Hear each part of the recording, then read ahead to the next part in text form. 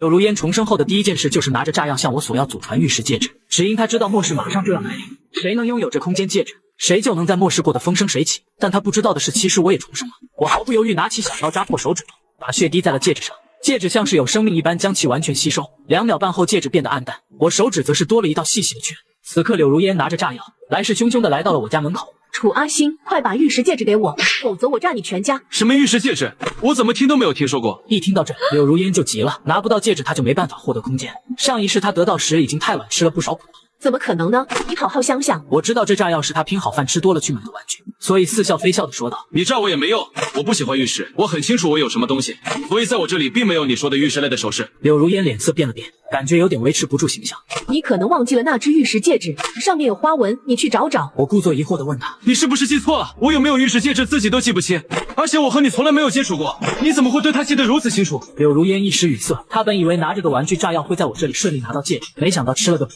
我是听你二哥说的，所以才想着来跟你借首饰。我懒得跟他扯皮，不耐烦地说道：“我真没有玉石戒指，所以你去找别人借吧。”说完，我毫不留情地关上门。柳如烟瞪着紧闭的房门，心里恨得牙痒痒。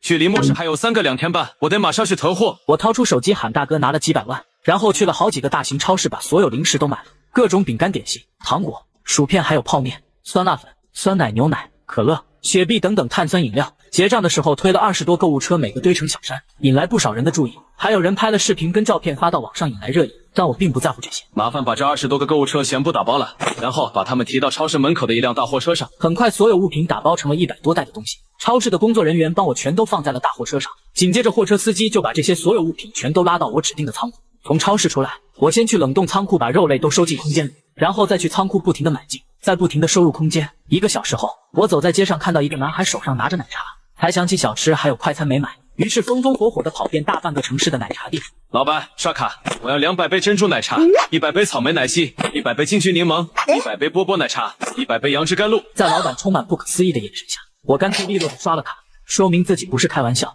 然后给他留下了仓库的地址。多的5000是小费，请尽快送到这个地址，谢谢。买了奶茶后，我又去买了炸鸡、炸串、烤冷面，还去蛋糕店扫荡了一波，接着又马不停蹄的跑到各个餐厅，对着菜单一通乱点，每道菜都要20分，各种菜式口味应有尽有。买完一切的我就赶回仓库大门口等着。我记得祖传玉石戒指的空间是静止的，放进去的东西即使10年8年后再拿出来还是什么样，连温度都不会变。很快陆陆续续有奶茶、炸鸡送过来。见此情形，有个骑手好奇地问了一句：“靓仔，你们是要在仓库开派对吗？”为了不引起不必要的猜测，我便顺着他的话回答：“没错，这里安静，不会吵到人。”外卖员闻言点了点头，就离开了此地。有了这些物资，足够我们一家在末世过得滋润。我足足等待了2个半小时，订购的东西才全部送过来。走进仓库里，我刷刷几下就将它们全都收进空间。这3天吃的跟穿的东西几乎买完了，剩下就是交通工具跟充电设备了。我看了下银行卡的余额，还剩下100万，足足够用了。想到交通工具，家里的车库有几10台好车，我马上开着跑车就回到了家里，将它们通通收进了空间里。在后面的大暴雨下，水上交通工具是必不可少的，我便马上出去买气垫船、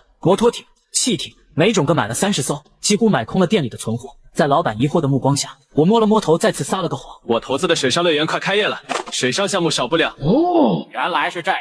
等老板开业了，我也去捧捧场。老板打消了心里的疑虑，痛痛快快的给我送货。在回去的路上，我又跑了好几个店，买了50部卫星电话。天灾来临后不久，全球开始全面断电，信号全无，只能靠卫星电话联络。充电设备我也买了不少，像什么超大容量的太阳能充电宝、发电机、太阳能蓄电板等等。看到空间里满满当当的物品，我才觉得心安。想到家里的豪车汽油跟柴油同样必不可少，我自己去加油站买肯定行不通。有事找大哥就对了，大哥可是上市公司的老总，人脉广，不用白不用。就这样，在大哥的帮助下，我最后成功订购了20万升汽油、15万升柴油，然后全部送到仓库。现在在距离天灾来临还剩3天，突然我家门外再次响起了敲门声。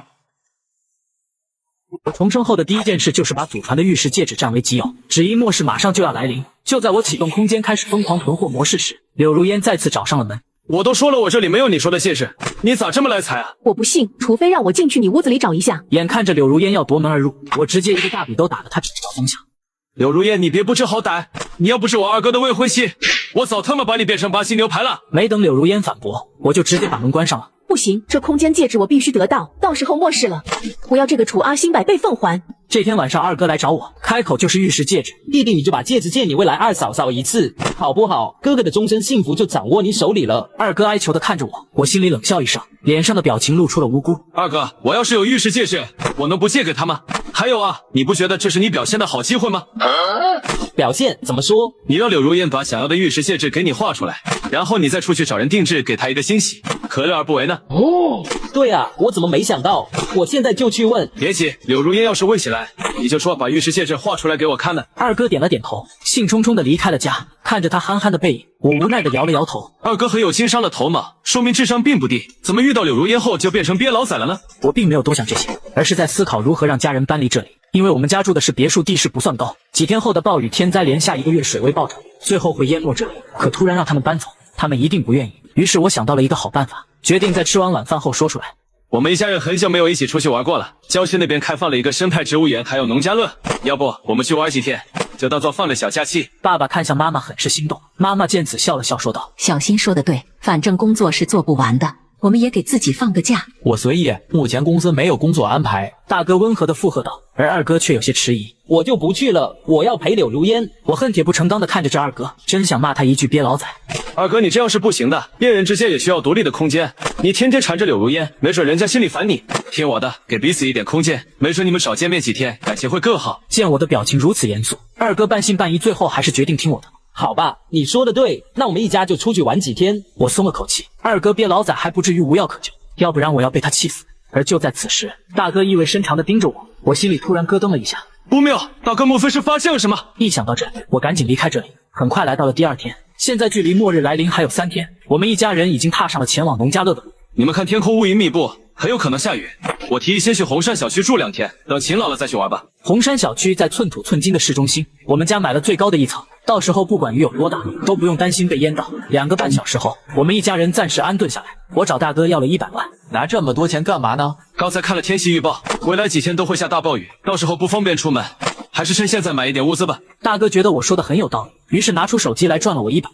支付宝到账100万元。我也去买一些，你们喜欢吃什么？我都行，尽量多买点。爸妈还有二哥，你们也去买物资，多兑点东西，没坏处。就这样，在我的建议下，一家人开启疯狂的买。几个小时下来，我买了整整5个冰箱、2个大冰柜、5个发电机和10个大水箱。到了第2天早上，外面依旧下着小雨，即便天气预报说未来2天会下暴雨，但也没有人太在意。没多久，冰箱送货上门了。二哥震惊地看着我，小弟，你买这么多冰箱干甚？家里有1个就够用了。我摇了摇头，轻声回答他的疑惑：1个不够，5个勉勉强强够用吧。小新啊，我们不会在这里久住，其实买了也是浪费。可我买了很多肉，不放进冰箱里冷冻容易坏掉。他们听此，纷纷觉得我在小题大做。直到2个半小时后，门口堆满成小山一样的物资，他们才目瞪口呆，看到家里4人面面相觑、欲言又止的模样。我解释道：未来好几天都会下暴雨，家里囤着物资我才安心。弟弟，咱们有忧患意识是好事，但你这也考虑得太远了。是啊，这些东西够我们一家吃几个月了吧？买都买了，先放进冰箱里吧，实在吃不完送人就是。我没对他们解释太多，因为还有3天他们就知道了。我仔细打量了一下窗户大门，质量的确很好，但末世一旦爆发，那群人像鳖老仔一样疯狂的话，这里肯定会沦陷。想到这，我趁着现在雨小就去买了一扇厚重的大铁门，约定好上门安装时间，顺便又买了一把绝对砍不断撬不开的大铁锁。末世一旦爆发，单单靠这些防备陌生人是远远不够的，必须去买些真家伙才行。柳如烟重生第一件事就是找我所要祖传的玉石戒指，只因末世即将来临，但他不知道的是我早已拿着玉石戒指开启了疯狂囤货的模式。现在我打算去东郊的一家当铺买点装备，它表面上是一间当铺，实际上这家当铺里有一个团伙倒卖各种违禁品，什么都收也什么都买。小伙子来我当铺想要什么？你这里有防身武器吗？当铺老板萧楚南有些迟疑，眼睛上下打量了一下我。想要什么金官说，只要不是太逆天的家伙，我这里都有。听他这么一说，我很快把能在末世下使用的各种武器想了个遍。你给我准备10把卡拉什尼科夫47以及5把小火抽，弹药你有多少我买多少。萧楚南闻言一惊，哥们，你这是要去叙利亚打暑假工吗？年轻人的事情，你们大人少打听。萧楚南很想知道我买这么多武器的目的是什么，但秉着有钱不赚就是鳖老仔的心态，他粗略算了一下价格。这些东西价值100万，这样子吧，看你长得这么来财，给你打个骨折，一口价140万。他说的价格合情合理，我点了点头，一口气把钱给他转过去。2个半小时后，所有装备已经秘密送到了我指定的仓库，我大手一挥，将其全部收入空间。等我回到家，发现工人正在安装大铁，按照现在的进度，今晚就能把铁门安装好。来到第二天，此时外面下着倾盆大雨，天空被乌云完全遮住了。这几天天气不好，早知道就把计划安排在下个月。这雨从昨晚下到现在没有一刻停歇。妈妈，我刚才看到物业群里有人说，大半的城市已经被淹没了，不如让公司的员工待在家里，等到雨停了再去上班，还有让他们自己想办法多炖点吃的东西。妈妈看着我笑了笑，通知一大早就下达了。还是妈妈想的周到。我抱着手机浏览着社交软件上面的动态，所有软件的热词都是大暴雨。红山小区物业群里也有不少人在讨论这场所谓的大暴雨。爽飞了，下得越大越好，这样子我就能带薪休假了。下辈，反正我家住在3楼，我常有人根本不带怕的。然而3天后，暴雨依旧没有停歇的意思。此时积水已经淹到2楼楼梯口了，低楼层的住户岌岌可危，物业群里的人逐渐不淡定了。救命啊！有没有人收留一下？我家被淹了，我是1.8米大长腿萝莉。来财，你可别再下雨了，还有1层就要淹没我家了。就在我要沉浸于物业群的人所讨论的话题时，我家楼道口的大铁门突然被人大力拍打。我跟大哥出门去看，来人是一对婆媳，身后还带了个孩子。你们什么都别说，我们也没有存粮。他们很是震惊，完全没想到我会先发制人。哎呀，小兄弟，老婆子也知道大家都没你没菜了，但我家里孩子已经饿得没力气说话，能不能借点稀粥或者面包？没有，请你们别再来打扰我们了。见我这样的态度，旁边年轻的妇女目光中露出不满之色，便指着我说道：你们看着就不像吃不饱呢，明显家里还有很多存粮，为什么就不愿意给孩子一口吃的？给你们一口吃的，就意味着我要少吃一口，而且你们跟我非亲非故，我为什么要牺牲自己去帮助你们？做人要善良啊，你分出一点食物就能救几条命，好人有好报。如果你愿意帮助我们度过天灾，我们一家必定双倍报答。就在此时，老妇人突然走上前，将手从大铁门的小口里伸了进去，试图拉我的手。我连忙往后退一步，眼见失败，她脸上充满了不甘。我们不需要谁的报答，在人人自危的时刻，善良是毫无意义的，我们不会帮助你们的，所以你们回去吧。我说完转身就要走进屋里，下一秒门外传来哭喊声：妈，你没事吧？你怎么了？我下意识停下脚步看过去，只见刚才那个中年妇女捂着胸口倒在地上，脸色发白，嘴唇颤抖，一副病发的样子。但我并没理会，因为在我面前博取同情是走不通的。大哥冷漠地看了他们一眼，跟在我身后走了。不许走！你们把我婆婆害成这样就一走了之吗？然而回应女人的只有冷冰冰的关门声。大哥，你是不是也觉得我不近人情、自私冷漠的可怕？我知道你这么做有你的理由，而且这个口子不能开。这次你给了他们食物，他们就能来第2次、第3次。要是整栋楼的人都上来讨要，那最后饿死的就是我们了。要是每个人都有大哥这份觉悟就好了。大哥看了眼二哥紧闭的房门，无奈地摇了摇头。老二除了经商天赋外，大多数时候就好像一个憋牢仔。爸爸跟妈妈正好听到我俩对话，他们沉思良久。这些天他们也被这大暴雨整得心慌，天灾何时结束还是个未知数。想通了的爸爸将二哥从被窝里拉出来，全家人开了个会议。以后这个家里阿西做主，他做什么决定我们都全力支持，谁要是敢拖后腿，别怪我把他扫地出门。爸爸说这话时瞥了一眼蒙圈中的二哥，二哥挠了挠头不解说道：您说就说呗，看我干甚，我肯定支持3弟啊。就这样一家人的意见达成一致。我正想着一些事情，二哥突然忧心的来了句：柳如烟的手机可能没电了，我给他打了一整天的电话都没人接听，也不知道他现在什么情况。二哥说完发现没人理会他，他疑惑的看过去，只见全家人一言难尽的看着他。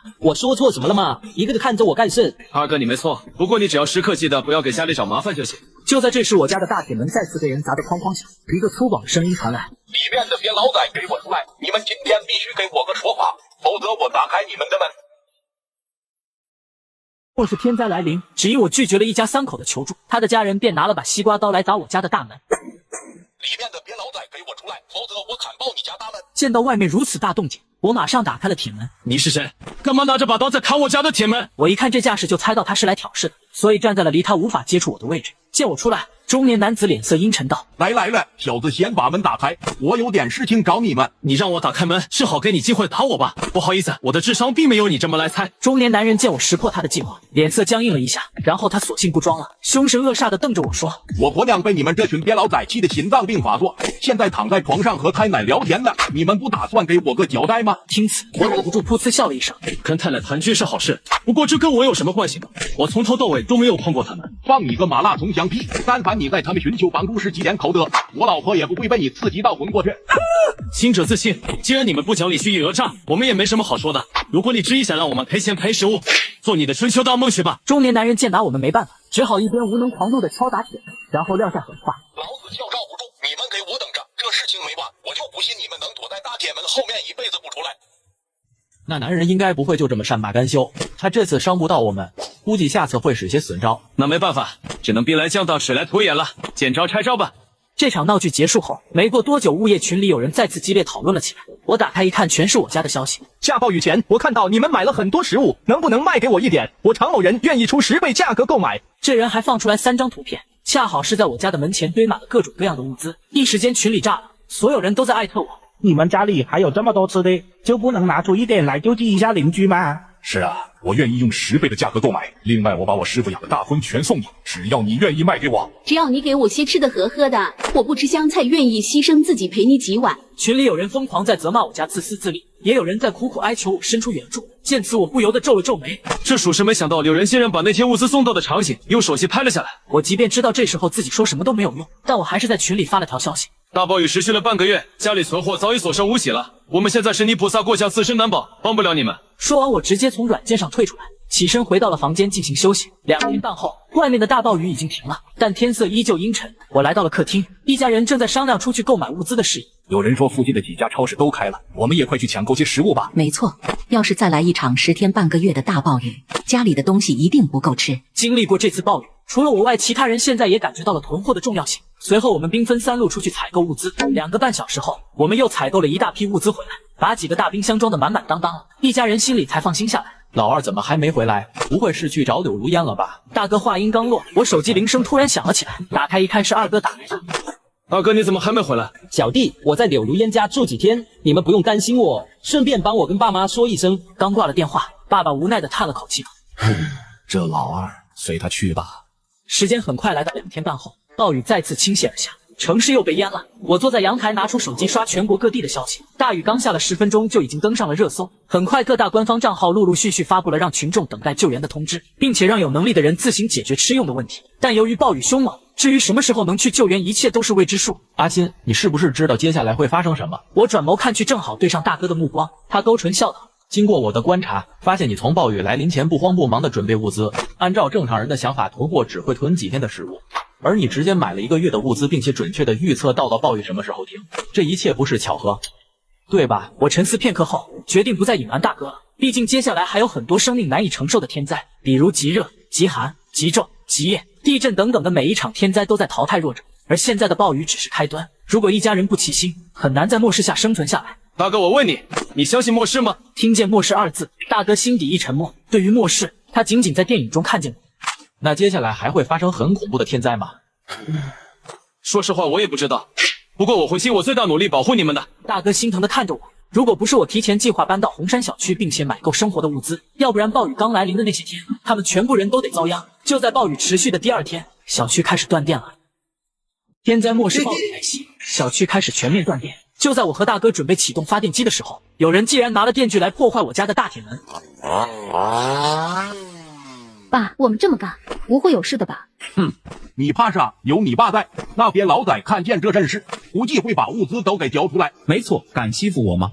我要他们好看。听见外面如此大动静，我马上打开了门，见我和大哥出来，他们立刻停止动作，看向了我们。你们这群人这次打算在我家门口干嘛？老公，就是这2个鳖老仔不给我们物资，害得咱妈心脏病发作的。我前面说的一清二楚了，这事情跟我们毫无关系，而且身体不好就去看看医生，少在这里给我道德绑架。小子，少给小爷我讲大道理。你要么把家里的物资交出来，要么我锯开这个铁门，然后抢光你们的物资。你们这是在犯罪，我完全可以报警抓你们的。你去报一个！现在末世般的暴雨天气，法律还有什么用？我劝你们不要挑战我的底线。我就问你，给还是不给？想让我给你们物资，门都没有。门都没有是吧？老子今天就让你家的门消失！见我们如此强硬的态度，罩不住就拿起了电锯，对准铁门锯了下去。我忍无可忍，直接掏出了一把手枪，对着罩不住的手臂打了下去。我的手，你竟然私藏武器！你都说法律在末世犹如一张废纸了，我为什么不能有武器？敢伤害我吧，我特么要把你大卸8块！你再往前一步，你信不信你脑壳上会多颗洞？听见此话，赵不鸟立刻停了下来，原本吵闹的场景也都安静了。哎，1集不够看怎么办？1集不够看，你就点左下方链接观看下一集，我已经把下一集放进去了。老三，千万别开枪，要是尸体倒在我们家门口，我们还不好处理呢。我没有回答大哥，而是恶狠狠地紧盯着他们，因为在末世中当圣母，那就是等同于自寻死路。不想死的，马上消失在我眼前！下一秒，他们几个就屁颠屁颠的逃离了此地。大哥此时内心极其震惊，但他一想到我在阳台对他说的那些关于末世的事情，就马上理解了我的行为。老三，你以后需要钱，尽管开口，大哥一定会帮你的。看见大哥这样的反应，我也没有对此做出必要的解释，因为在末世中能自保才是最重要的。到了晚上，小区的人因为断电的事情在群里吵了起来。物业，你真他妈来财！上次说是短暂性断电，现在又断电，是怎么个事？等暴雨停了，我一定要换个断电也能工作的冰箱。现在家里的菜根本没办法保存啊！刚好我家没多少菜，要是楼上的菜储存不了，我可以出钱购买。这种情况下，我们只能求助来财了。来财，求你帮我们小区通一下电吧。我倒也不用担心食物会坏掉，因为有好几台发电机和几台冰箱，足以解决目前的情况。在大暴雨期间，我们家并没有什么问题出现。我妈闲着没事干，就往花盆里种了一些姜、蒜，后来越种越上瘾，把小红薯、小土豆给埋土里了。我爸则是时刻关注过于暴雨的消息。我和大哥每天拿这些器材进行健身，就这样过了半个月。外面的雨势已经慢慢小了下来，即便积水没有丝毫减退，但很多没有食物的家庭已经开始出门打捞物资了。但随着越来越多的人加入到打捞队伍中，后面上的已经没有什么物资能捞了，于是他们就开始使坏抢夺他人物资。这是我先看到的物资，放开你的钩子！写你名字了吗？我也能说这是我刚掉的物资呢。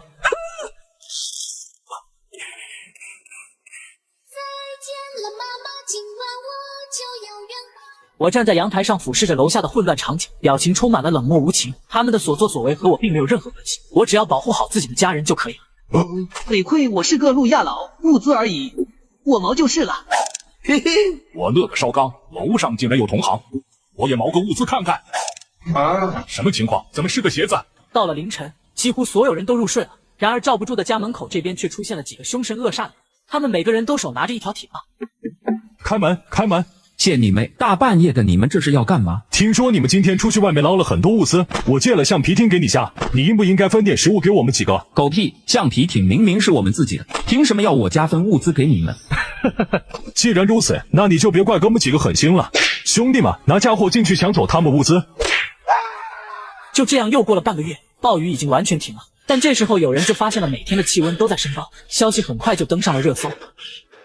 柳如烟重生，却仍在此次暴雨末世中吃尽了苦头，只因他得到的祖传空间戒指是假的。为了能在2天半后的极热末世中安稳度过，柳如烟带着几个人把我围堵在了巷子里，欲要逼我交出真正的祖传戒指。禽兽哥，就是他这个鳖老仔给了我假的空间戒指，导致我们几个在这2个半月的暴雨末世吃尽了苦头。小子，就你让我吃尽了苦头是吧？我劝你把真正的空间戒指交出来，否则今天我让你从鳖老仔变成分头仔。面对他们几人不怀好意的警告，我却淡定的回道：我就那一个戒指已经给你了，柳如烟，所以别挡道，我还得去买物资。放你个屁！这祖传戒指一定是假的，真的还在你手上。我的忍耐度有限，你交还是不交？那戒指就在柳如烟手上，我还能给你们什么？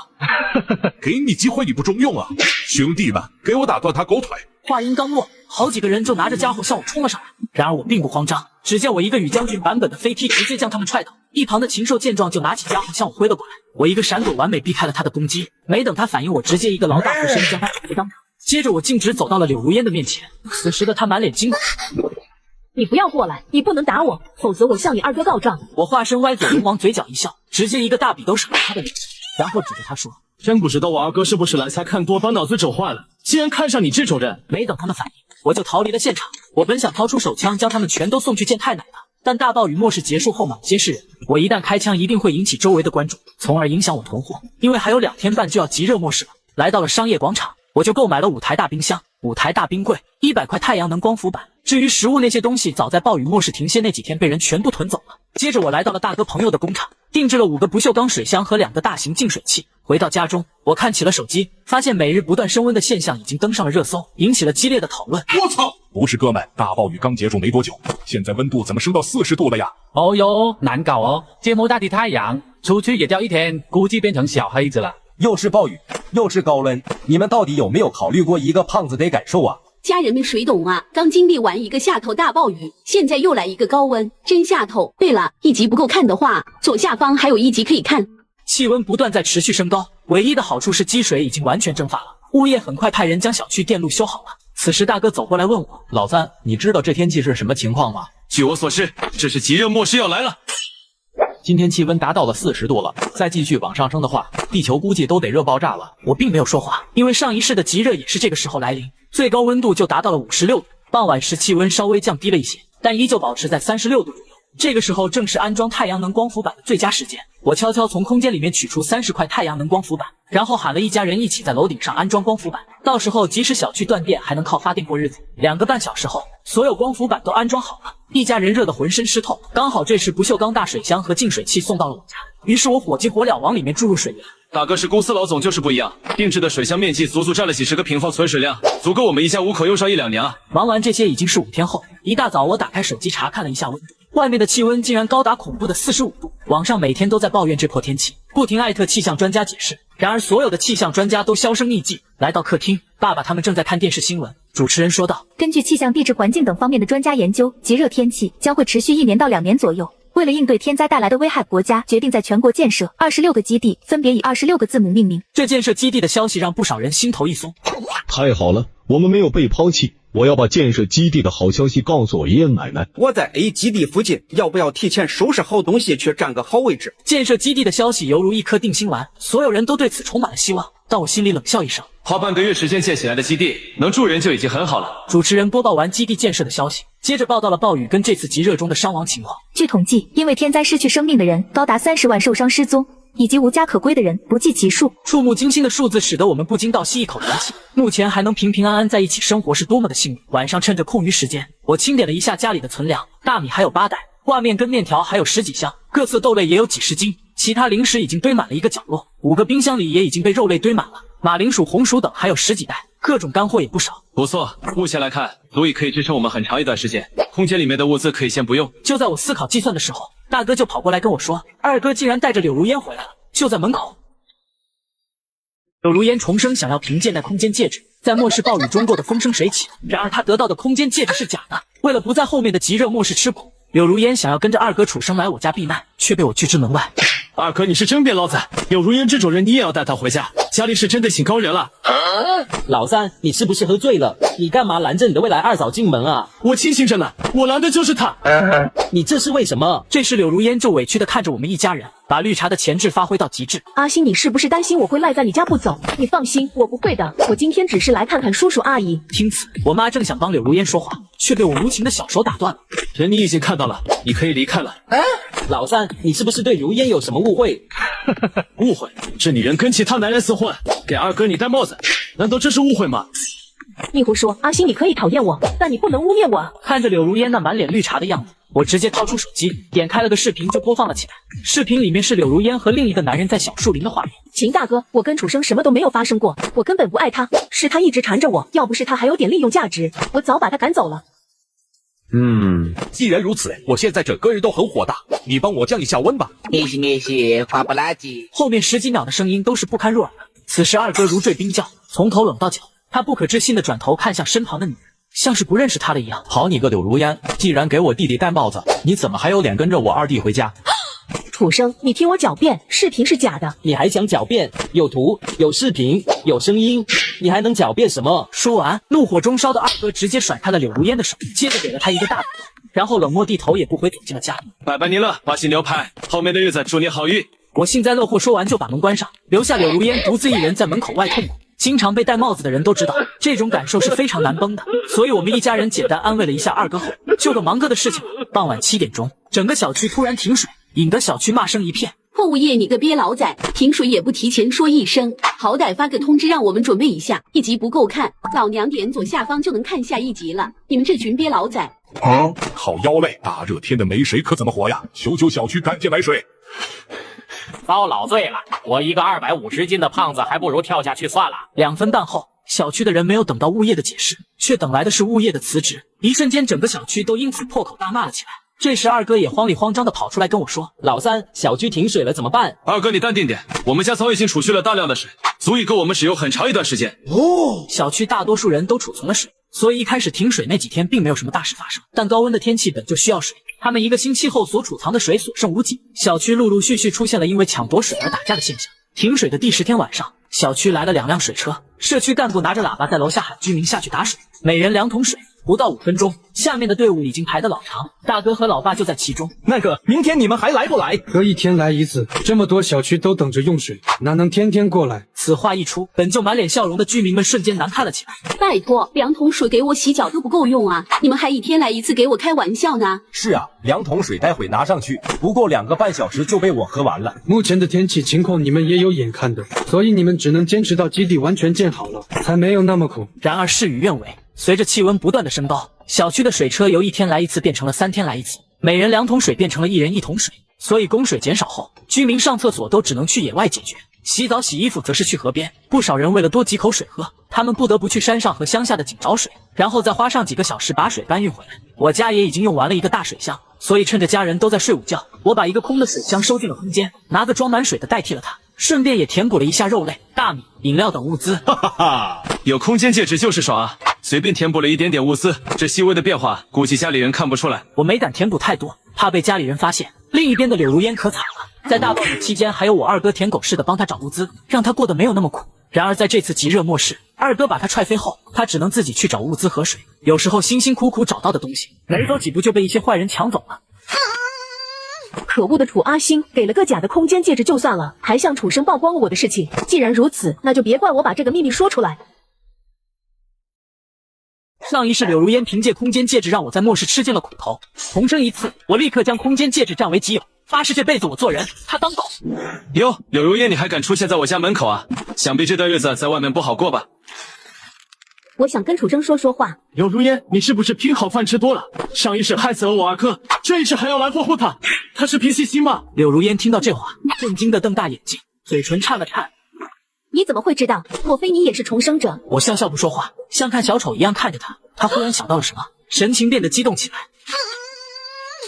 原来你早就知道了，你是故意耍我。真正的空间戒指就在你那里。柳如烟意识到自己是个小丑后，完全失去了理智，小手疯狂地拍打着铁粉，趁我不注意，他眼疾手快地抓住了我的衣领，死死瞪着我说：“把空间还给我，那是属于我的，你偷走了属于我的东西。”我嘴角微微上扬，直接反抓柳如烟的手腕，快狠准的用力一拧，随着一声啪嚓响起，他直接疼得惨叫了起来。这一动静把我家里人引了出来。二哥看见我手上的抓痕，那一瞬间对着柳如烟怒声道：“柳如烟，你伤害我就算了，怎么还要伤害我的家人？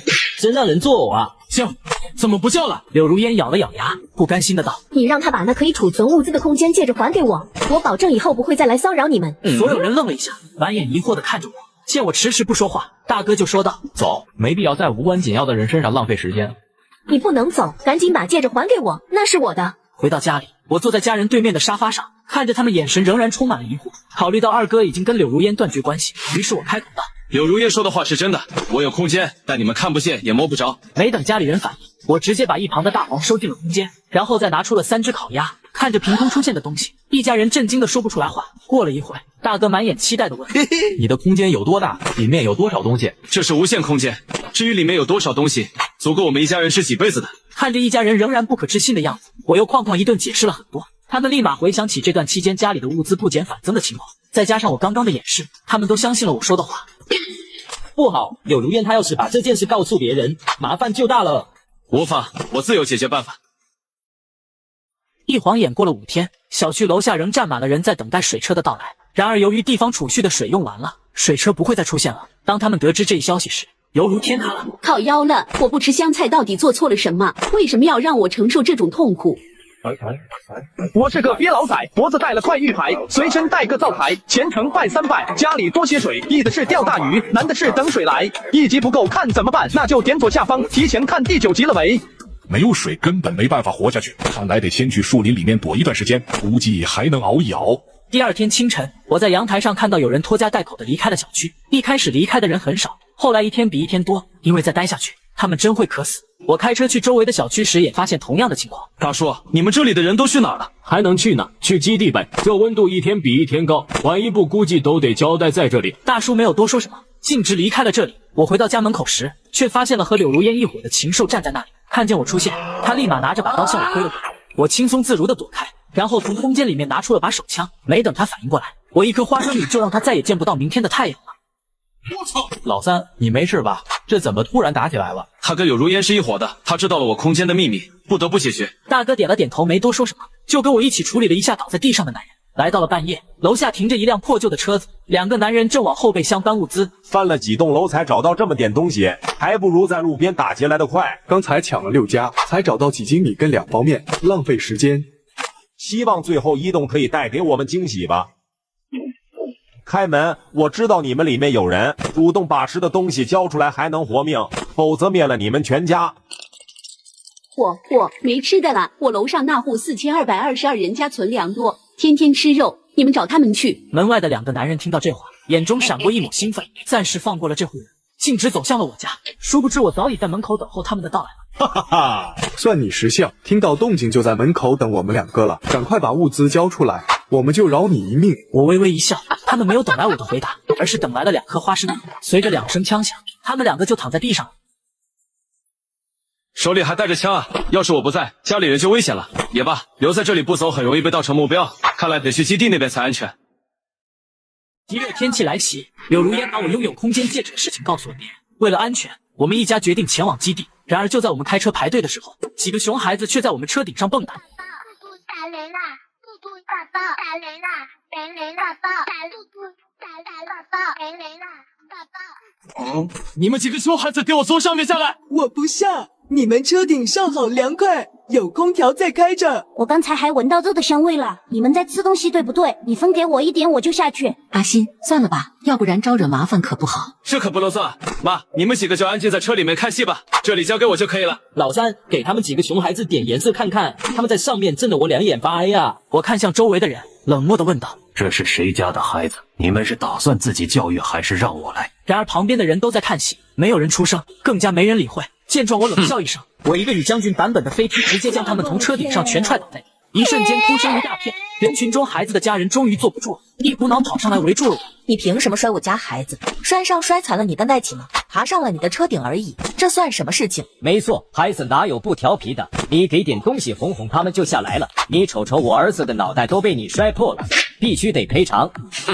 我就像在看跳梁小丑一样看着他们，嘴角勾起讥诮的冷笑。我说过让你们出来管管自己的孩子，你们干嘛去了？这里不是你们的家，没人会把他们当祖宗一样供着。想要赔偿，你们尽管可以来试试。看到斧头，刚才在疯狂叫嚣的那几个家长瞬间哑了，匆忙把自己的孩子都带走。见我这样，其他被熊孩子捣乱的车主也都效仿了起来。闹剧结束后，有基地的工作人员走到了我们前面，手拿着个喇叭喊：进入基地后，每个人的住处都不一样。要想住得好，需要缴纳物资换取公分，1万公分以上可以住超级豪宅。其他等级怎么安排的，进去以后才知道。当然，没有公分也能进，只不过住的地方环境不好，而且你们后面没有物资了，可以通过劳动来获得公分。此话一说，引得在场所有人一片喧闹，但他们并没有抗议什么，因为他们来这里的主要原因是基地有足够的水，所以他们宁愿少点物资也要有水喝。很快来到晚上7点钟，终于轮到我们家选择地方了。此时我和大哥看着显示屏上的公分换取规则介绍，然后经过我们一家人商量一番后决定住公寓房。于是我快速拿出6袋100斤的优质大米，6袋100斤的无杂质面粉，总共1200斤，刚好可以换6000公分。这是你们的公分卡和房屋钥匙，以后你们在基地里干活获得的公分会直接打进卡里。我接过东西后，就带家人一起前往所选的公寓了。一栋公寓有15层，我们家就选在了最高层15楼。打开门走进去，屋里大约150平。4房1厅，刚好够住。我从空间里把床、衣柜、饭桌、冰箱、洗衣机等一一拿出来，不到2个半小时，一个家就收拾得像模像样。老三，我们还要不要在大门前装个大铁门啊？当然要装上，一道铁门可以为我们拦下很多麻烦。况且基地方面也没有禁止安装。大哥非常同意我的话，因为在红山小区那边的绝大多数的麻烦都是靠大铁门阻止发生的。很快，我和大哥在新公寓门口就把铁门安装好了。紧接我快步跑上了楼顶，从空间里拿出2个8吨的不锈钢水塔，喊了2哥来帮忙注水。趁着现在有水，我们必须要提前做好储水准备。做完这一切，我和家人简单吃了个晚饭后，就拿着个地图逛基地了。整体来说，基地建设的还不错，所有工厂都在招工，但大多数不是在店里工作，而是去外面找物资。小伙子，看你身强力壮的，有没有兴趣来我这里工作？有公分呐！听到公分2字，我立刻停下脚步问他：你们这里的工作是什么？我是基地官方的人，这次要运送一批日常用品跟药品去200公里外的村子，再跟他们换取粮食跟猪肉。不过一路上打劫的人很多，是个危险工作。正常去一趟公分能有多少？2000一次，如果立功单独加公分。听到有这么多公分，我二话不说就答应了下来。明天下午6点半出发，在基地大门集合。自己有车的话，可以自己开车。登记完信息后，我就回家跟家里人说了此事。我今晚出去找到了一份运输的工作，明天下午出发。老三，带上我吧，兄弟之间有个好照应。对啊，老三也带我一个呗。我并没有答应大哥，而是让大哥留在家中，因为我很害怕二哥这个鳖捞仔会猪八戒上身，给家里人带来不必要的麻烦。来到了第二天下午6点半，我开车来到基地大门口，那里已经聚集了10几辆车，一个40多岁穿着军装的男人拿着喇叭向我们走过来。我是这起运输任务的负责人雷老虎，还有20分钟准时出发。基地这几集准备了压缩饼干、1人2罐，还有1瓶水，所有人来领取吧。在领取物资过程中，一个熟悉的身影出现在了我的视线。我定眼一看，发现那人竟是柳如烟。没想到柳如烟一个弱女子也被选上了，哈哈，也好，路上找个机会送她去跟太奶团聚。沿左下方提前看下一集。柳如烟重生后多次找我索要祖传玉石戒指，都被我拒之门外。为了报复我，在押送物资休息的期间，柳如烟故意在他人面前说我在车里面吃火锅。这肉香你们也闻到了吧？那辆白色的车藏了空调冰箱，指不定正上火锅呢。不少人闻着空气中越来越香的味道在疯狂咽口水，但绝大多数人为了能平安无事得到那2000公分，选择忍耐了起来。靠摇乐，火锅有什么好吃的？压缩饼干不比它香吗？没错，况且人家有吃的那是人家的事，你这女人咋跟个鳖老仔一样埋财？听此，柳如烟直接站起身怒吼道：“我们是运送物资的大部队，必须要团结起来，有福同享，有难同当。凭什么他一个人吃得好，住得好，我们就在这里啃饼干？”此话一出，随着肉香味越来越重，一些人再也忍不住了。一个强壮的男人带头走向了我的车，恰好我刚从车里出来伸懒腰，见到凶神恶煞的他们，我冷冷地问他：“你们有事吗？”因为运输物资距离太远了，所以我在瓜子二手车上买了台特斯拉，才花了9万9。瓜子有上万台不同配置的奔驰、宝马、特斯拉，比线下店选择多了。瓜子每台车都经过官方专业检测，还能送上门试开3天。要是有旧车，也能放瓜子高价拍卖。总之买卖二手车，上瓜子就对了，赶紧去瓜子看看吧。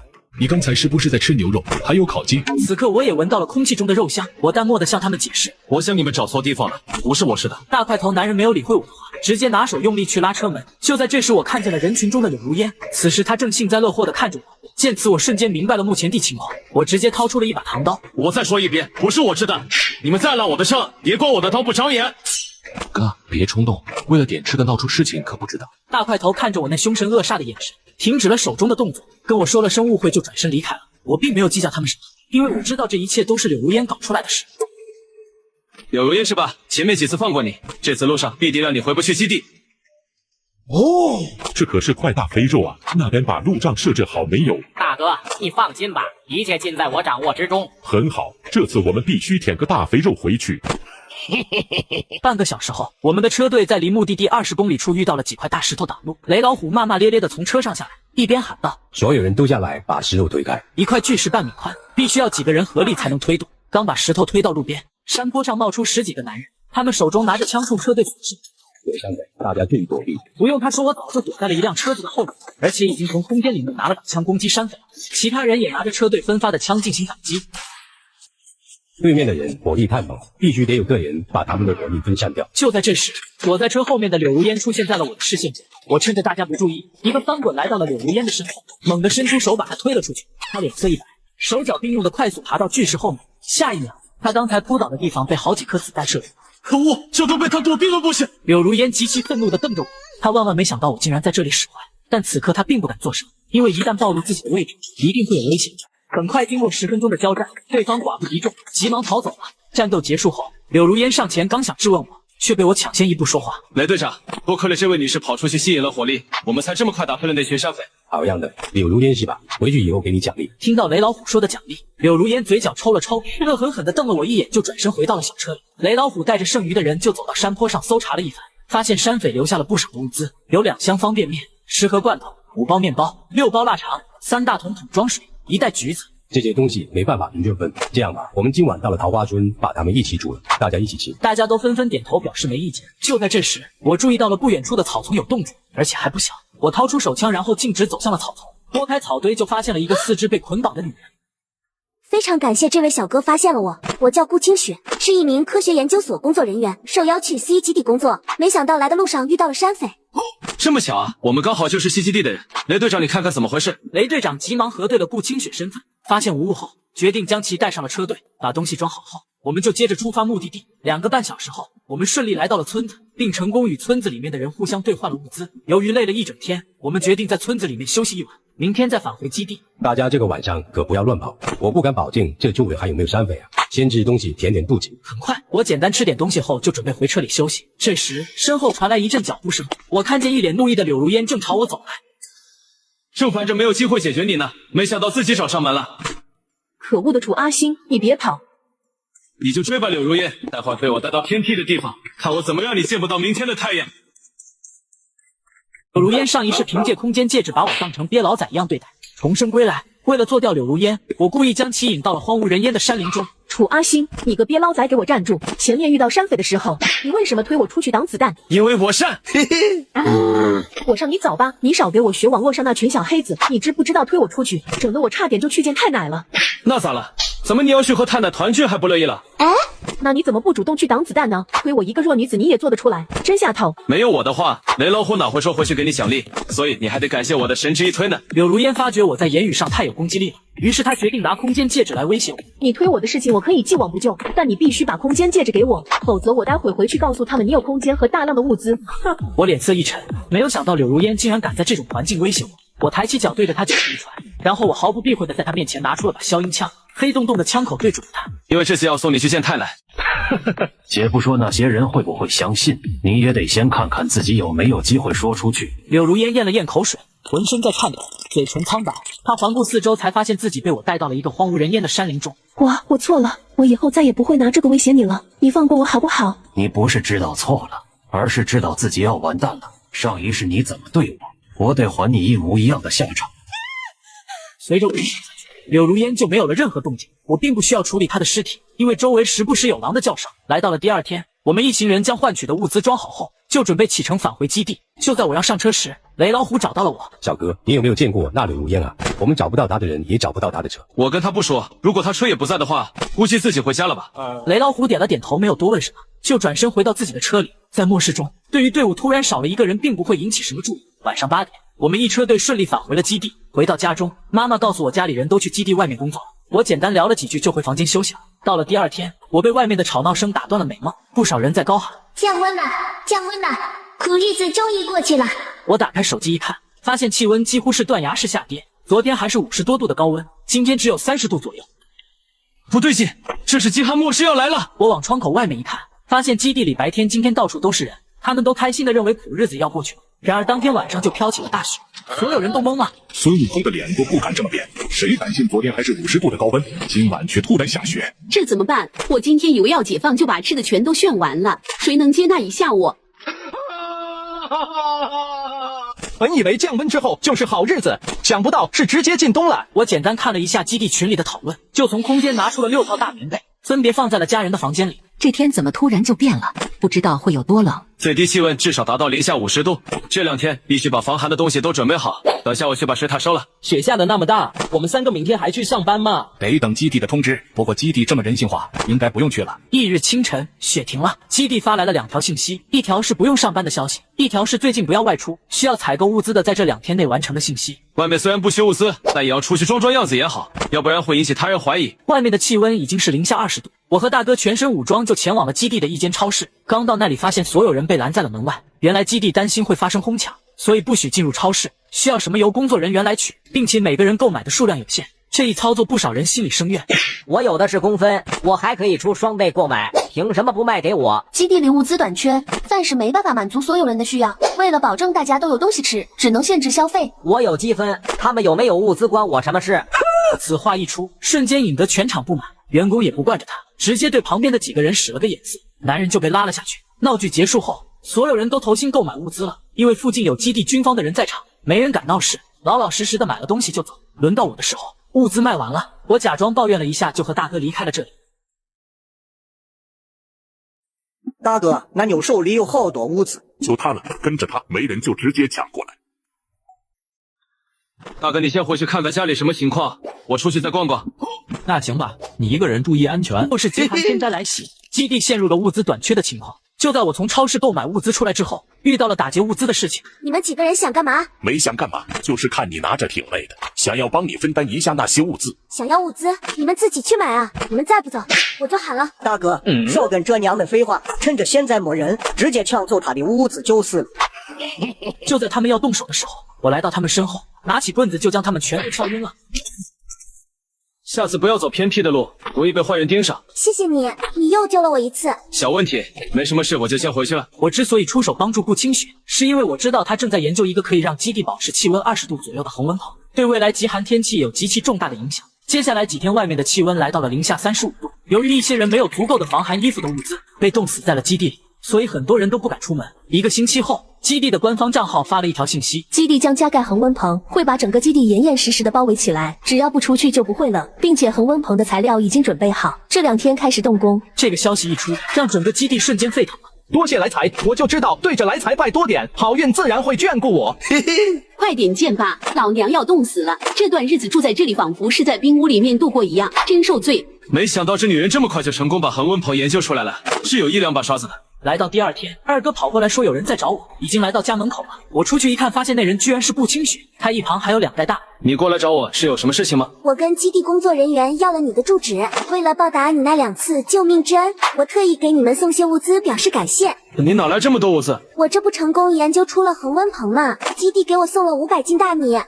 你小声点，要是被人知道，你可就危险了。我看着那地上白给的物资，欣然要了下来。我妈见到顾清雪送来这么多大米，热情地将她留下来吃了个晚饭。晚上8点，我将顾清雪送了回去之后，就去基地的超市买了一些日常用品。回到家门口的时候，我却发现了一个鬼鬼祟祟的男人。